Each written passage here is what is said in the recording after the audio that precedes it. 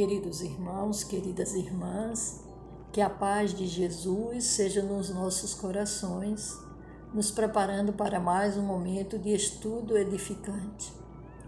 Nesta ocasião, retomando o estudo do livro Consolador, do Espírito Emmanuel, psicografia de Francisco Cândido Xavier. Estudo esse iniciado há algumas semanas na modalidade presencial, interrompido em consequência da necessidade atual de isolamento social. Assim sendo, retomamos agora na modalidade à distância. Para aqueles que não iniciaram conosco, mas que agora se agregam ao grupo, trazemos alguns esclarecimentos com relação a esse livro.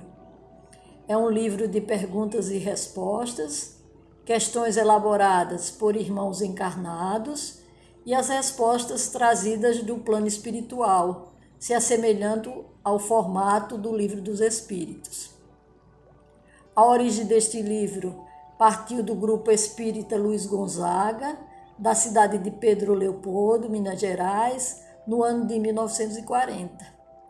Grupo esse no qual nosso querido Chico Xavier era um dos integrantes. Esses irmãos, encontrando algumas dúvidas nos temas doutrinários, propõem à entidade Emmanuel responder a algumas indagações. Respondendo o benfeitor, podereis perguntar sem que possamos nutrir a pretensão de vos responder com as soluções definitivas, embora cooperemos convosco da melhor vontade. Então, as questões apresentadas foram as mais diversas e numerosas. Todos os componentes do grupo, bem como outros amigos espiritistas de diferentes pontos, cooperaram no acervo das perguntas, ora manifestando as suas necessidades de esclarecimento íntimo no estudo do Evangelho, ora interessados em assuntos novos que as respostas de Emmanuel suscitavam.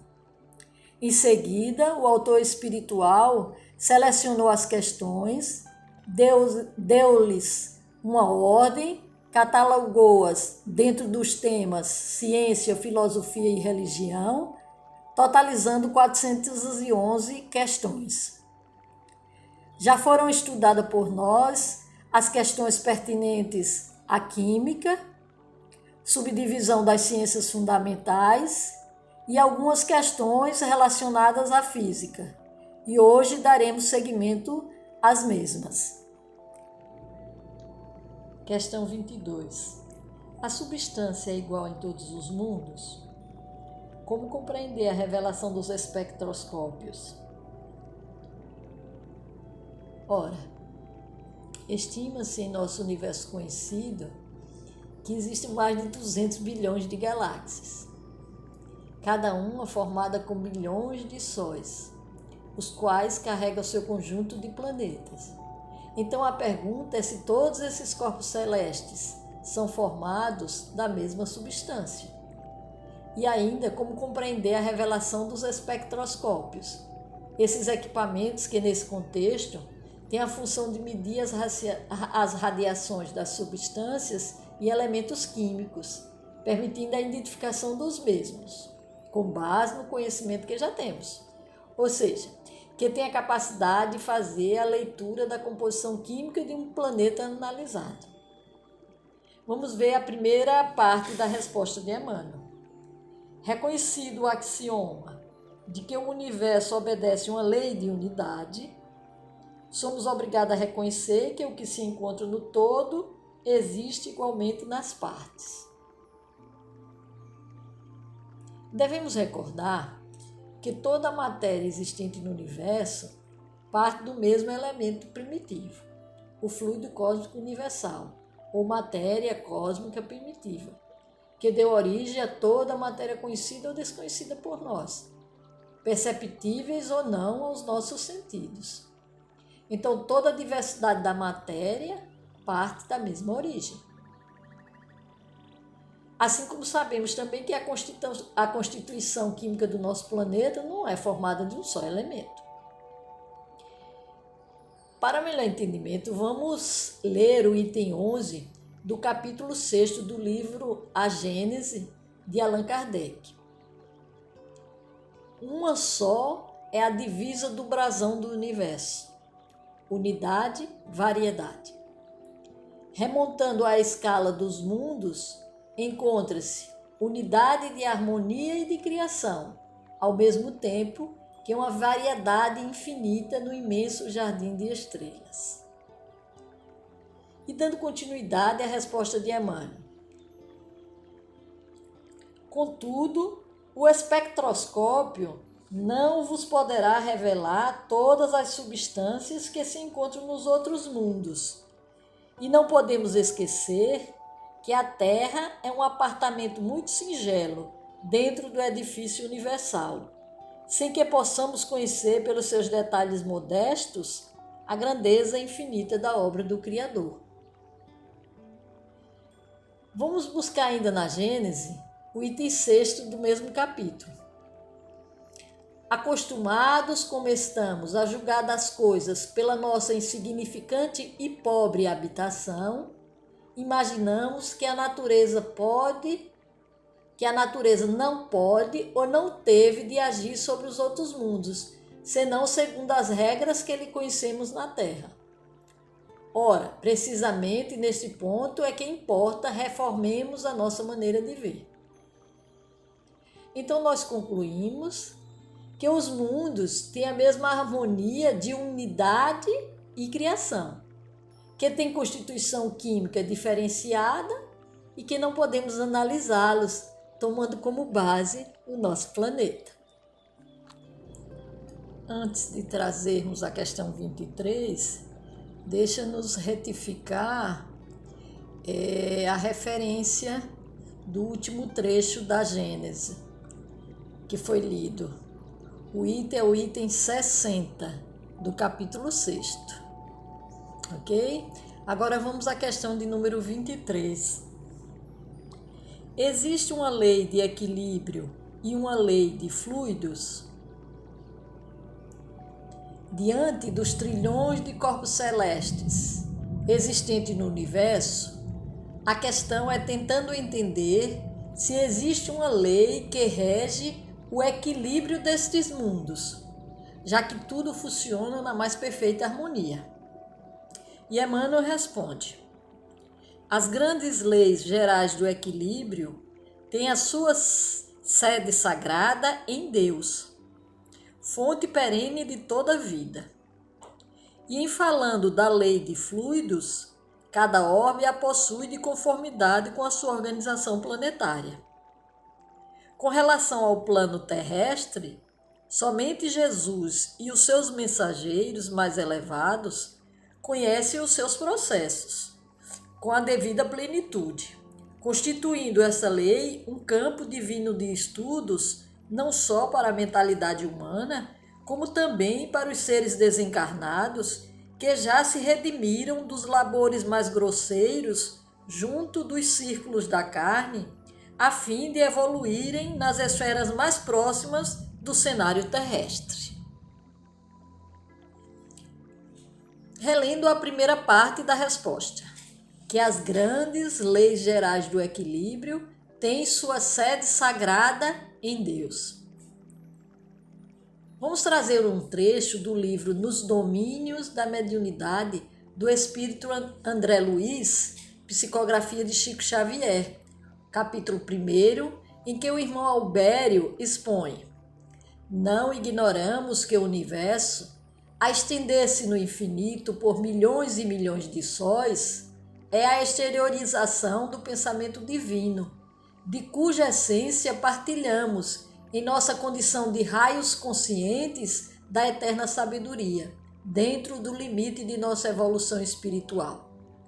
Da superestrutura dos astros à infraestrutura subatômica, tudo está mergulhado na substância viva da mente de Deus, como os peixes e as plantas da água estão contidos no oceano imenso. Então, compreendemos que existem leis que regem o equilíbrio, mas que a fonte dessas leis é, sem dúvida, o pensamento divino. Então vejamos. A Terra possui seu campo de ação gravitacional, mas ela gira em torno de uma força mais poderosa que pertence ao campo gravitacional do Sol. Todos os planetas do nosso sistema estão submetidos a esta força inerente ao campo gravitacional do Sol.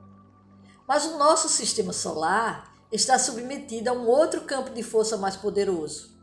Assim como a nossa galáxia, que não é nem a mais formosa dentre os bilhões de galáxias, nem a maior, gira em torno do centro galáctico movido por uma atração gravitacional mais intensa. Até chegarmos à conclusão que o maior campo de força que o universo está submetido é o psiquismo de Deus.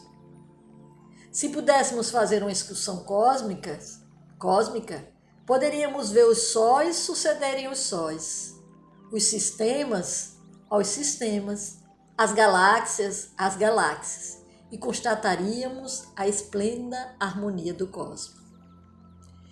Quanto à lei de fluidos, Emmanuel esclarece que cada orbe possui de acordo com sua organização planetária e nos relembra que Jesus e seus colaboradores divinos, engenheiros celestes, responsáveis pela formação do nosso planeta, têm um conhecimento pleno dessa lei, mas que a busca do conhecimento dessa lei pertence tanto aos encarnados como aos desencarnados e é um campo divino de estudos nesse nosso processo de desenvolvimento intelectual e moral. Questão 24. As leis da gravitação são análogas em todos os planetas? Compreendendo que elas fazem parte das leis gerais de equilíbrio, o questionamento é se elas, as leis de gravitação, são iguais em todos os planetas. A resposta: as leis da gravitação não podem ser as mesmas para todos os planetas, mesmo porque, em face da vossa evolução científica, já compreendeis que os princípios newtonianos foram substituídos de algum modo pelos conceitos de relatividade, conceitos esses que, por sua vez, seguirão igualmente o curso progressivo do conhecimento. Acompanhando o raciocínio da resposta, relembramos que até o início do século XX, o entendimento a respeito das leis de gravitação baseava-se nos postulados de Isaac Newton, que afirmava que a gravidade é uma força que faz com que os corpos se atraiam na razão direta das massas e na razão inversa do quadrado da distância. Isso significa que a atração é maior quanto maior for a massa e diminui quando a distância aumenta. Mas, quando do aparecimento da teoria da relatividade, Einstein entende que a gravidade não é uma força de atração, mas é o efeito que a curvatura do espaço-tempo, promovida pelo corpo mais massivo, tem sobre os outros corpos. E Emmanuel, além de esclarecer que as leis de gravitação não poderiam ser as mesmas em todos os planetas, nos leva a concluir que ainda não temos o conhecimento final dessas leis, pertinente ao nosso próprio planeta. Ainda caminhamos no desenvolvimento desse conhecimento científico. Questão 25. O teledinamismo é aplicado nas relações entre os planos visível e invisível? Resposta: sendo o teledinamismo a ação de forças que atuam à distância, cumpre-nos esclarecer que no fenômeno das comunicações, muitas vezes, entram em jogo as ações teledinâmicas, imprescindíveis a certas expressões do mediunismo. Então, o benfeitor já nos esclarece que o teledinamismo é a ação de forças que atuam à distância e que o mesmo é ferramenta utilizada também nas comunicações mediúnicas. Ou seja, a comunicação mediúnica pode acontecer sem que necessariamente o espírito comunicante se encontre próximo ao médium. Para uma melhor compreensão, vamos buscar o conteúdo do livro Emmanuel, do Espírito Emmanuel, Psicografia de Chico Xavier. O capítulo é o 29. O processo das comunicações entre os planos visível e invisível, mormente quando se trata de trabalhos que interessam de perto o progresso moral das criaturas, trabalhos esses que requerem a utilização de inteligências nobilíssimas do espaço, cujo grau de elevação o meio terrestre não pode comportar, verifica-se quase que invariavelmente dentro de um teledinamismo poderoso, que estáis longe ainda de apreciar nas vossas condições de espíritos encarnados.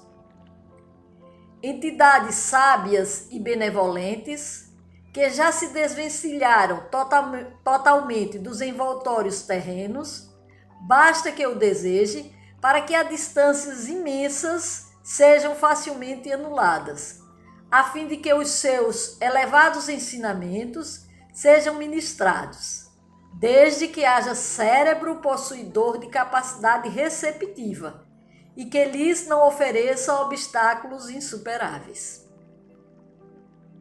E nós também nos recordamos do livro Instruções Psicofônicas, com mensagens ditadas por diversos espíritos nas reuniões mediúnicas realizadas em Pedro Leopoldo, Minas Gerais, através da psicofonia de Francisco Cândido Xavier. Mensagens essas que posteriormente deram origem ao livro mencionado, no qual é narrada uma situação em que a mensagem foi transmitida utilizando o processo de teledinamismo. O capítulo é o 32, denominado Palavras de Luz. Vejamos o relato. Grande júbilo marcou para nós a noite de 14 de outubro de 1954.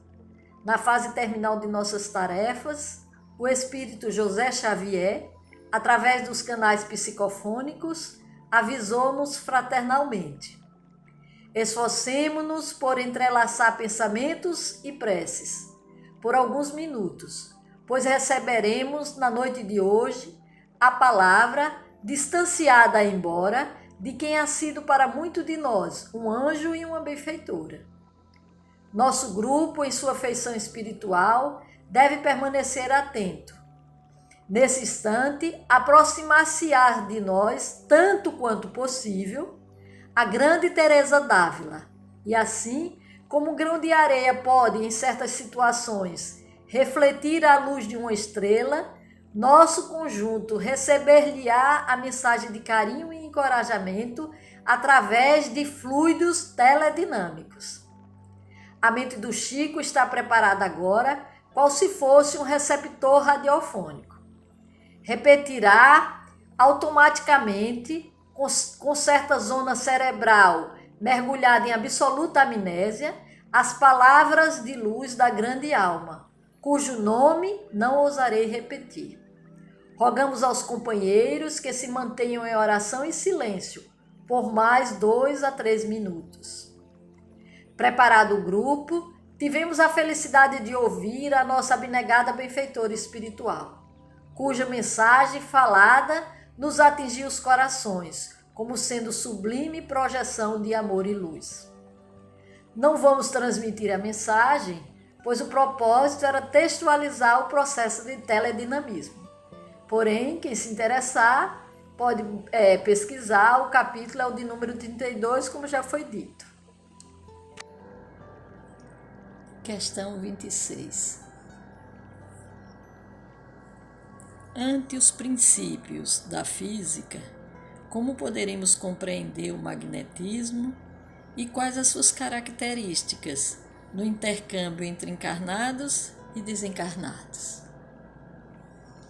Antes de trazermos a resposta do benfeitor, vamos entender um pouco a respeito do magnetismo. Fala-se que é uma propriedade da matéria presente em algumas substâncias.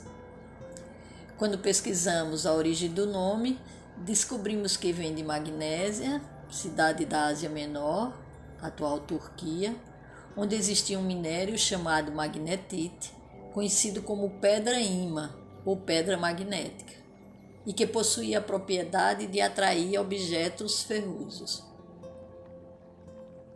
No campo da física, define-se como um conjunto de fenômenos relacionados à interação entre campos magnéticos, que são as regiões do espaço que se encontram sob a influência de correntes elétricas, ou dos momentos magnéticos de moléculas ou partículas elementares. No livro Mecanismo da Mediunidade, de André Luiz, psicografia de Chico Xavier, no capítulo 8º, o item é Campo Magnético Essencial, relata: possuímos na Terra as chamadas substâncias magnéticas naturais e ainda aquelas que podem adquirir semelhantes qualidades artificialmente, como sejam mais destacadamente o ferro, o aço, o cobalto, o níquel e as ligas que lhes dizem respeito, merecendo especial menção o ferro doce, que mantém a imanização apenas no curso de tempo em que se acha submetido à ação magnetizante, e o aço temperado, que se demora imanizado por mais tempo depois de cessada a ação referida, em vista de reter a imanização remanente. Buscando subsídio no Espiritismo, vamos encontrar no Livro dos Espíritos que magnetismo é um fluido ou energia radiante, originário do fluido cósmico universal. E sobre a forma de princípio vital, o fluido magnético é também chamado de fluido elétrico, animalizado ou fluido nervoso. Este fluido vital, magnético ou animalizado é um fluido intermediário, existente entre o espírito propriamente dito e a matéria. Vamos então agora buscar a resposta de Emmanuel. O magnetismo é um fenômeno da vida, por constituir manifestação natural em todos os seres. Se a ciência do mundo já atingiu o campo de equações notáveis nas experiências relativas ao assunto, provando a generalidade e a delicadeza dos fenômenos magnéticos, deveis compreender que as exteriorizações dessa natureza nas relações entre os dois mundos são sempre mais elevadas e sutis, em virtude de serem aí uma expressão de vida superior. Então o irmão nos esclarece que o tema foi bem explorado pela ciência, no tocante ao mundo físico, porém o fenômeno é bem mais sutil e elevado quando falamos de interações mentais entre encarnados e desencarnados. E aí vamos buscar uma passagem do livro No Invisível, no capítulo 15, que é de Leon Denis, esse irmão que é considerado como o apóstolo do Espiritismo, e ele nos diz: o magnetismo, considerado em seu aspecto geral, é a utilização sob o nome de fluido da força psíquica que aqueles que abundantemente a possuem, por aqueles que abundantemente a possuem. E ainda aconselha: nunca ponhais em ação as forças magnéticas sem lhes acrescentar o impulso da prece e um pensamento de amor sincero por vossos semelhantes. Assim procedendo, estabelecereis a harmonia de vossos fluidos com o dinamismo divino e tornareis sua ação mais profunda e eficaz. E ainda buscando algum conteúdo no livro Nos Domínios da Mediunidade, agora no capítulo 3º, a fala é do irmão Aulus. Assim como a ciência na Terra consegue catalogar os elementos químicos que entram nas formações da matéria densa, em nosso campo de matéria rarefeita é possível analisar o tipo de forças sutis que dimanam de cada ser. Os princípios mentais são mensuráveis e merecerão no porvir excepcionais atenções. Entre os homens, qual acontece na atualidade com os fotônios, estudados pelos cientistas que se empenham em decifrar a constituição específica da luz. Ratificando o que nos disse Emmanuel na sua resposta. Assim, meus irmãos, entendemos o magnetismo, que tem esse campo tão amplo de ação, né? E que se torna muito mais sutil essa ação, muito mais divina, digamos assim, quando falamos da interação entre os dois planos da vida. Terminamos aqui, irmãos queridos, o conteúdo referente à física. E vamos então terminar também o nosso estudo de hoje. Na próxima semana, iniciaremos o contexto referente à biologia. Agradecemos a companhia de todos e principalmente dos amigos espirituais, que nos envolve sempre com fluidos mais serenos e nos auxiliam no entendimento da matéria estudada. Que nosso Senhor Jesus Cristo nos abençoe. Muita paz para todos.